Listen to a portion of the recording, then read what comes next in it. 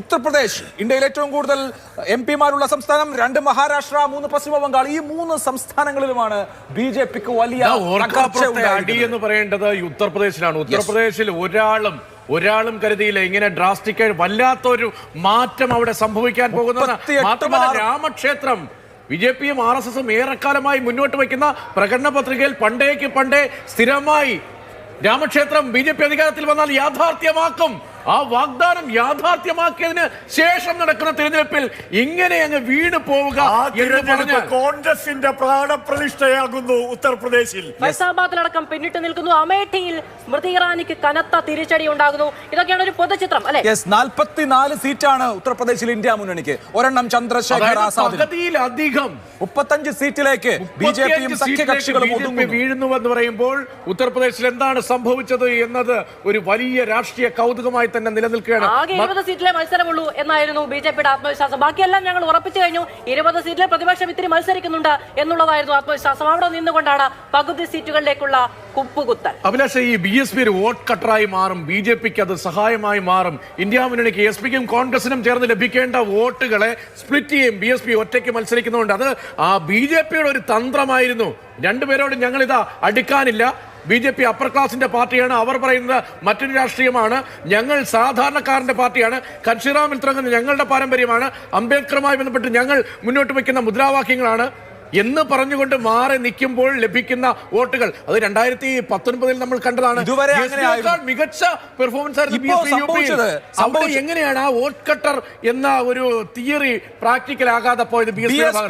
ബി.എസ്.പി ശോഷിച്ചത് യഥാർത്ഥത്തിൽ കോൺഗ്രസ് എസ്.പി സഖ്യത്തിന് ഗുണമായി. നോക്കൂ, ദലിത് വോട്ടുകൾ സാധാരണ നിലയിൽ എസ്.പിയിലേക്ക് നാവിഗേറ്റ് ചെയ്യാറില്ല. പക്ഷെ അവിടെ കോൺഗ്രസ് എസ്.പി സഖ്യം ഏറ്റവും പ്രധാനപ്പെട്ടത്, ഉത്തർപ്രദേശിൽ ഏറ്റവും അധികം ചർച്ചയായ ഒരു വാക്ക് സംവിധാൻ ആയിരുന്നു. ഭരണഘടന, കോൺസ്റ്റിറ്റ്യൂഷൻ. അപ്പോൾ ഭരണഘടനയെ സംബന്ധിക്കുന്ന ചർച്ച വരുന്നു. സംവരണം ഇല്ലാതാകുമെന്ന് സംവരണ വിഭാഗങ്ങൾക്കിടയിൽ പേടിയുണ്ടായി. കോൺഗ്രസിന്റെ ആ ക്യാമ്പയിൻ വിജയിക്കുന്നു.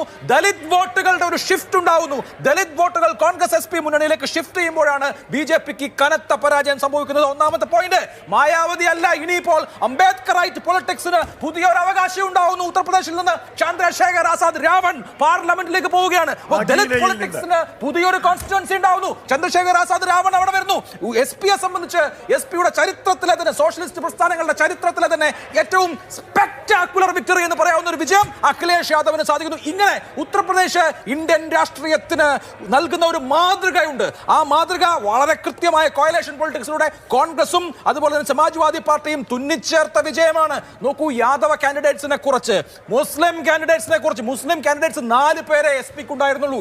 20 പേരെയാണ് ബി.എസ്.പി നിർത്തിയത്. ഓർക്കണം, ഇത് ഒരു തരത്തിൽ പണ്ട് 2007 മായാവതി പറഞ്ഞ മഴവിൽ സഖ്യമുണ്ടല്ലോ, അത് സാധ്യമാക്കാൻ അവിടെ അഖിലേഷ് യാദവിന് കഴിഞ്ഞു. ഇത് അതുകൊണ്ടാണ് ഉത്തർപ്രദേശ് ഒരു സ്പെക്ടാക്കുലർ വിക്ടറി.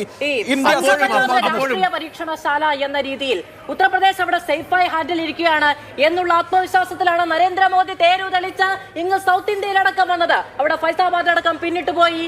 അവിടെ അയോധ്യ ഒരു വലിയ വിഷയമേ ആയി വിജയിക്കാൻ കഴിഞ്ഞില്ല എന്നതടക്കമുള്ള ഏറ്റവും സേഫ് എന്ന്, ഏറ്റവും കൂടുതൽ വോട്ടുകൾ പോക്കറ്റിൽ വെച്ച് തരുമെന്ന് ഏറ്റവും കൂടുതൽ ആത്മവിശ്വാസം ബി.ജെ.പിക്ക് ഉണ്ടായിരുന്നു. ഉത്തർപ്രദേശിലെ തിരിച്ചടി, അതിന് ബി.ജെ.പി ഇനി വലിയ തോതിൽ അതിന് കാരണം എന്താണ് എന്ന പരീക്ഷണങ്ങൾ നടത്തേണ്ടിയിരിക്കുന്നു എന്നുള്ളത് പ്രധാനമാണ്. ഗുജറാത്തിൽ ഒരു സീറ്റിൽ പ്രതിപക്ഷം അവിടെ ലീഡ് എടുത്തിട്ടുണ്ടെങ്കിൽ, അവിടെ വിജയിച്ചിട്ടുണ്ടെങ്കിൽ അതെന്തുകൊണ്ട് എന്ന ചോദ്യം ഉണ്ടാകുന്നു. ഒരു ഘട്ടത്തിൽ മുന്നിട്ട് നിന്നു. ഏതാണ്ട് 4 സീറ്റുകളോളം പ്രതിപക്ഷം ഗുജറാത്തിൽ. മറ്റൊരു പരീക്ഷണശാല സംഘപരിവാറിന്റെ ബി.ജെ.പിയുടെ രാഷ്ട്രീയ പരീക്ഷണശാല. ഇവിടെ എല്ലായിടത്തും കടന്നു വന്നിരിക്കുന്ന പ്രതിപക്ഷത്തെ ഭയന്നു തുടങ്ങിയിട്ടുണ്ടോ ബി.ജെ.പി എന്നതൊരു ചോദ്യമാണ്. മധു, ഈ വാരണാസി എന്തൊരു അത്ഭുതമാണ് അവിടെ സംഭവിക്കുന്നത്. വാരണാസിയിൽ മോദിയുടെ ഭൂരിപക്ഷം ഇങ്ങനെ വല്ലാതെ ലക്ഷങ്ങൾ ചോർന്നു പോയത് എവിടെ നിന്നാണ്? മോദി ഒരു ആത്മീയ പരിവേഷത്തിലേക്ക് മാറുന്ന സ്റ്റേജിലായിരുന്നു നരേന്ദ്രമോദി. വിശ്വഗുരുവിനും അജയ് റായിയും തമ്മിലുള്ള മത്സരത്തിൽ അജയ് റായിയോട് 1.5 ലക്ഷം വോട്ടിന് മാത്രം നരേന്ദ്രമോദി, അതായത് സ്ഥാനാർത്ഥിക്കെതിരെ ആയിരുന്നില്ലല്ലോ. സ്ഥാനാർത്ഥിക്കെതിരെ ആയിരുന്നില്ലല്ലോ. മോദി മത്സരിക്കുന്നു, ജനങ്ങൾ വോട്ട് ചെയ്യുന്നു. നരേന്ദ്രമോദി എന്ന ബിംബത്തിനാണ് വോട്ട്. അല്ലാതെ എതിർ സ്ഥാനാർത്ഥിയുടെ മെറിറ്റ് നോക്കിയിട്ടല്ലല്ലോ നരേന്ദ്രമോദിക്ക് വോട്ട് ചെയ്യുക.